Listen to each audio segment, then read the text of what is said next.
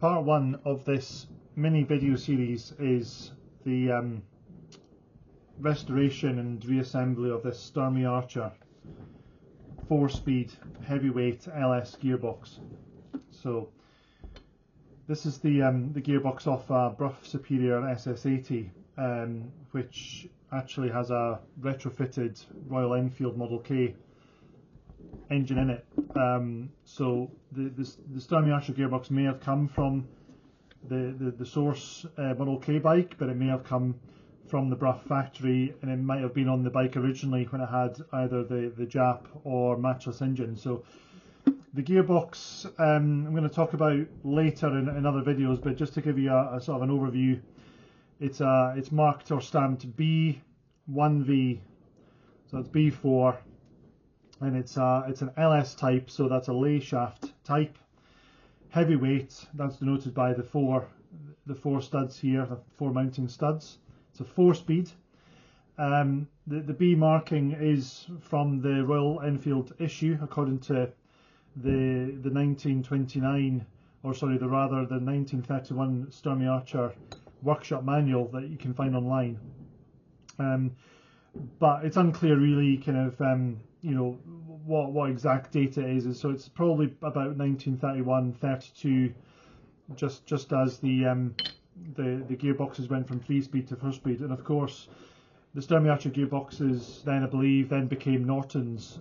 So a lot of the information that I've gathered is based on sort of online forums, websites, chatting to people, but I thought doing some videos would be useful for other people attempting some restorations and reassemblies, because it's been tough to find videos, and there are some written instructions of reassembly, but doing this video, hopefully all of the information that I've gathered and everything that I've been able to piece together hopefully will come in handy for other people. So I'm just going to set the gearbox casing to one side and focus here on, so part one of the video series is going to be just the assembly of the clutch center, the clutch backing plate, and the clutch sprocket. So that's all we're going to do in this video, and I'm going to talk about the exact parts that you see here and some of the parts here and their references with regards to the Sturmey Archer 1932 workshop manual. So the full name excuse me, is the Sturmey Archer 4-speed gear book of instruction spare parts 1932, which you can find quite easily online. And I'm getting a printout, and I'll show the printout in the next video. So it's the clutch itself is a multi-spring, so six springs. It's a plain clutch. It's not a shock absorber clutch, and it has 3 plates. And all of this is covered in the workshop manual. So I've got the parts here, and you'll note that there's only 3 studs. So I'm actually having some studs made. They arrive tomorrow, and a full set of stud nuts, because these are badly fouled due to the main gear sprocket having come loose due to the absence of a locking plate. So these nuts are mangled. So I'm just going to use these studs just to hold things in place until they arrive tomorrow, and then the next video will obviously cover the full proper installation of the studs with the nuts located in the clutch center. So very simply, I've got a few of the kind of key parts here which I'll reference. I've a 7/16 socket for the stud nuts. Have some Castrol high temperature grease from Amazon. It's about £8. The clutch sprocket itself, which you'll see has been very nicely done by the clutch Cork company, which are actually as a Facebook company. They're based in Wales. They did a fantastic quick turnaround job. I think it was about £20–25 including postage to do the Cork friction inserts, because the ones in there, the originals, were gone. They were all loose and falling out. So that's good. You'll note that the sprocket teeth, they're worn. So that's a job for next year, is to have these machined off and a new set welded on. So they are 1/2 inch pitch by 5/16 thickness. So yes, they're worn, but for this restoration, the purpose is just to get the gearbox built and fitted to the bike to get it running this side of the year, and then we'll deal with other issues next year. So in terms of the parts here, I'm just going to run through what they are. So this is the clutch sprocket. It's a 34 tooth with corks now installed. It's the part number is LS215, and I'm hopefully right in guessing that LS means lay shaft. It's a lay shaft type gearbox. So LS215.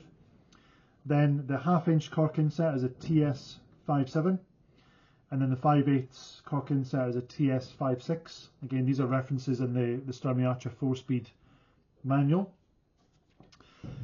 And then we've got the clutch back plate, which is LS213, which it was all rusted, so I just sprayed up with some enamel black paint to make it look nice. So that's LS213. The clutch center, which is LS211, so that's 11/16 long.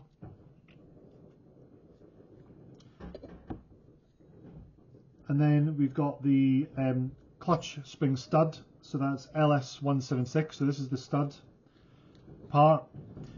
And then the stud nut on the end is a 1/4 inch 26 TPI. And the other parts referenced here is the clutch spring screw, which is also a 1/4 by 26 TPI. Then here we've got the rollers and the ball bearings. So the clutch, the rollers, sorry, is LS50B. So there's 17 pieces of the rollers, 1/4 by 1/4, and then there's 16 pieces of the ball bearings, which are also a 1/4 in diameter. So 17 pieces of one, 16 pieces of the other. Luckily they're all there. I thought I'd lost a few when I disassembled the bike, but they're all there. Sorry, the clutch spring stud nut is LS178. So the stud is 176 and the stud nut is LS178. Other parts shown here, just quickly, we're not going to install these in this video, but there's the clutch outer plate, that's LS181. Sorry, that's not correct. It's the clutch spring box cover. Yeah, the clutch spring box plate is this piece here, which is LS218. Then there's in here there's 2 friction plates. Those are LS350. There's a clutch center plate. It's a flat plate in the middle of the stack here, which is LS180. And then there's 2 clutch outer plates at either side, and that's LS181. Then there's 6 clutch spring boxes, CS59. Assume the CS refers to the countershaft gearbox, so the parts must be interchangeable. So the 6 of those. There's 6 CS60 clutch springs. And then on the end of the stud is the clutch spring screw, 1/4 inch 26 TPI, and that's CS61B. So those are all the parts. I think it's quite helpful to sort of reference the parts against the manual for identification purposes. There's some dimensions in the parts books, but also just for refurb and for manufacturing new parts, because a lot of this stuff is quite difficult to get hold of, new old stock, as I found out. So I've got some studs being made and they're coming tomorrow, and a new set of stud nuts, as I said, as well as other parts from the gearbox that will be mentioned later. So I'm just going to get on with now assembling the clutch sprocket to the clutch center by installing the rollers and the ball bearings with some grease. And this is the only lubrication that the clutch needs. Everything else runs dry. There are obviously other parts that operate the clutch, that need lubrication, but for the purposes of this is the only lubrication that's needed. So just going into the grease there. So fresh tube of grease and a sort of spatula. I thought it'd be helpful to use that. So I'm just going to apply some grease here, and this is just mainly to hold the bearings in place for the time being, to get the center mounted to the sprocket, and then once they're in place, probably pack it out a little bit more with some grease before putting in the studs and tightening it up. So I'm just going to run some grease around here.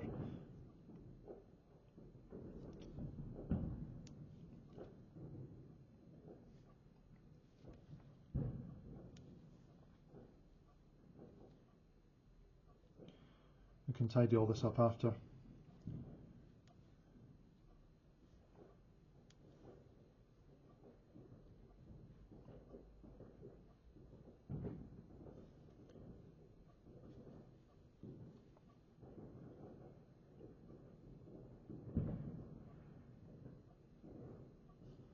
So that should hopefully be enough to hold the bearings in place. So I'm just going to go in and carefully install the rollers. So these rollers go in this way. I did sort of half think that they may go in the other way, but had a quick look at some Norton gearbox diagrams, and it would appear the rollers go in this way, which would make sense. I did try them the other way, but then the clutch sprocket wouldn't fit. The fitting's too tight. So yeah, pretty sure they go in this way. So I'm just going to spread them out before then getting on with the ball bearings.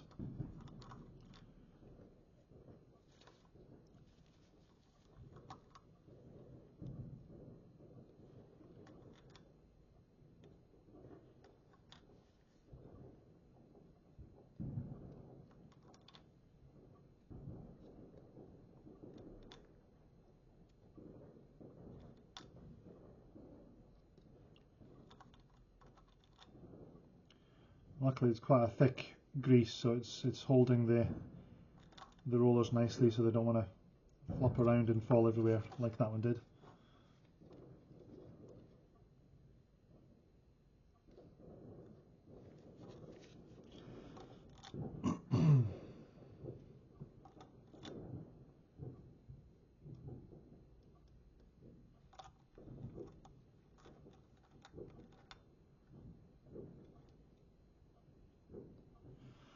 So there we have 1, 2, 3, 4, 5, 6,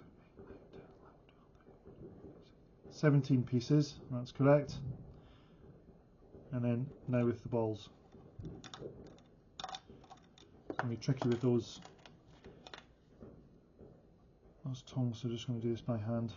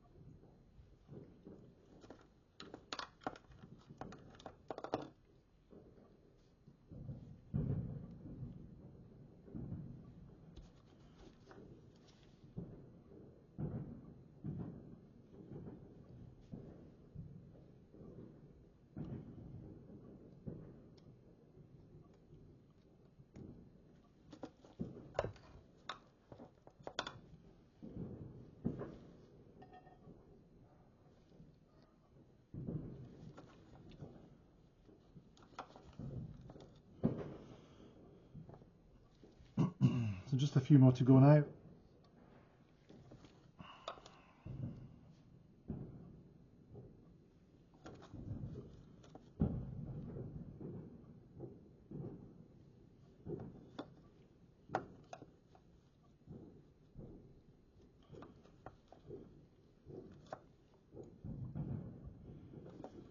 So given that there's 17 rollers and 16 ball bearings, it means that there'll always be 2 rollers next to each other. I got a bit confused and worried when I disassembled the clutch and cleaned all the parts to find that there was 2 the same, but that is the case. So that's all the bearings in place. So then next is we'll put the clutch sprocket carefully around the bearings.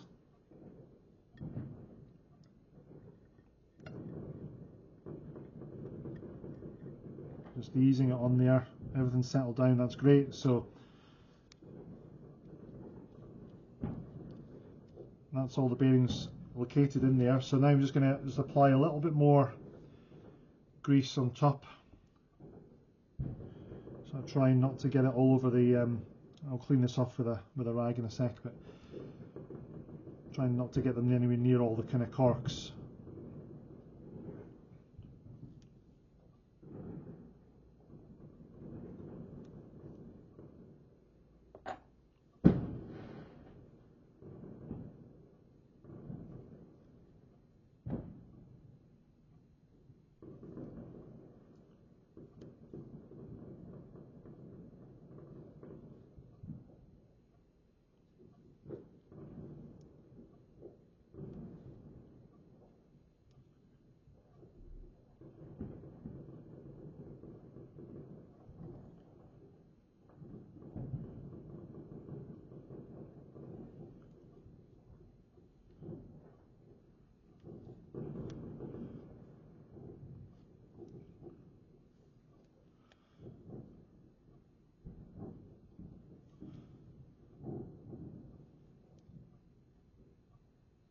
So I'm pretty happy with that. It seems to be packed out enough, with enough grease, without it kind of going everywhere.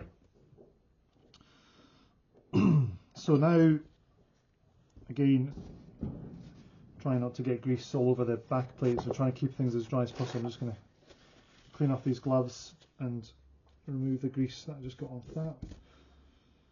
So then it's a case of laying up the back plate and lining up the holes. Okay.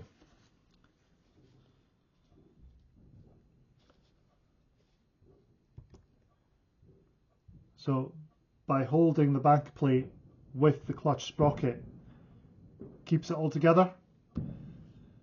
So now I'm going to try and get one of the studs in, located on one of its grooves. So you see that there's actually a locator groove here. So that locates inside the clutch sensor. You see the grooves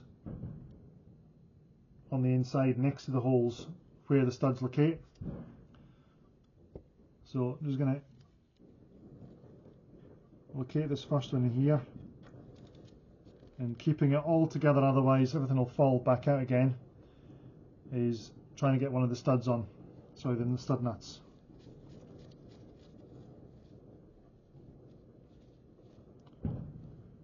Like so, and then 7/16 socket. So the stud won't rotate because it's located on one of those grooves. Like so. So that's the first one in there. Good. So I've got 3 studs at the moment, the rest are coming tomorrow, so I'll try and get another 2 in, equally spaced out. So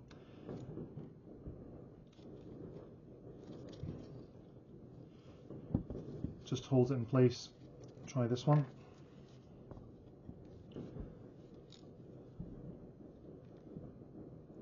And you can see that. Just find the groove on the stud and get the nut in.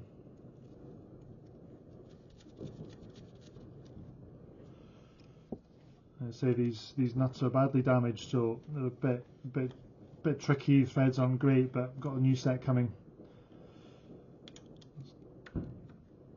Tighten that one up a bit, and then we'll get a third one in.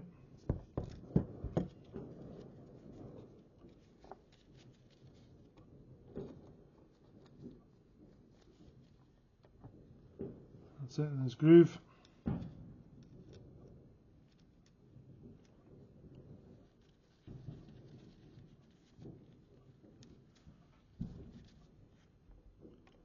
So these stud nuts also have a shoulder on them, so they insert into these backplate holes here. So just doing these finger tight just so that it's all held in place. And you can see there that the sprocket now spins nicely. That's a very nice, that grease is really nice. Spinning nicely on the clutch center.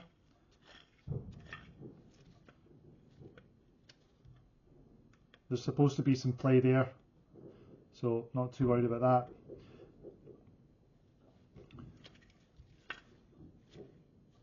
That's pretty nice. So I'm just going to try to clean up any residual grease from inside the clutch, the basket itself.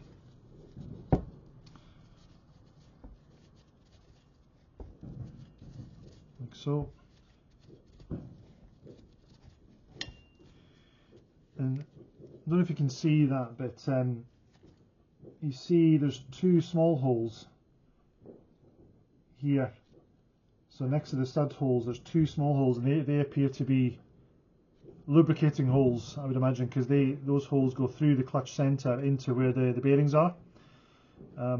So that's worth sort of noting for later when obviously the gearbox is up and running and needs lubrication in the future.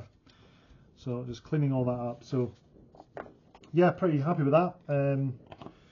I don't think there's too much more to add at the moment. So the next step will be to finish putting in the studs with a fresh set of stud nuts that aren't obviously fouled, and that clutch basket will be ready to put onto the main shaft when that's assembled in the gearbox, before putting on the plates, because underneath the clutch box outer plate, I'll just remove this.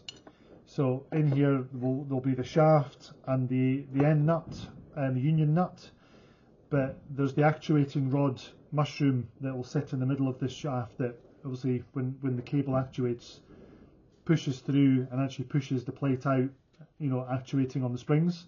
So we're not going to put the plates on just now. They came off the bike in that order. There's a very particular order that the plates and the friction plates need to be, but I didn't touch those. I sort of spray painted this outer one again just to give it sort of a nicer appearance, but that's it for this part. The next part will hopefully be looking at the two shafts, so the main shaft and the lay shaft with the gears, installing things like the thrust washer, and just making sure that everything's lined up inside the box before then reassembling the box. And then probably one of the last videos will be the installation of and finishing of the clutch. But yeah, really happy with that. That's working really nice, running smoothly, and that's it for part one. Thanks for watching.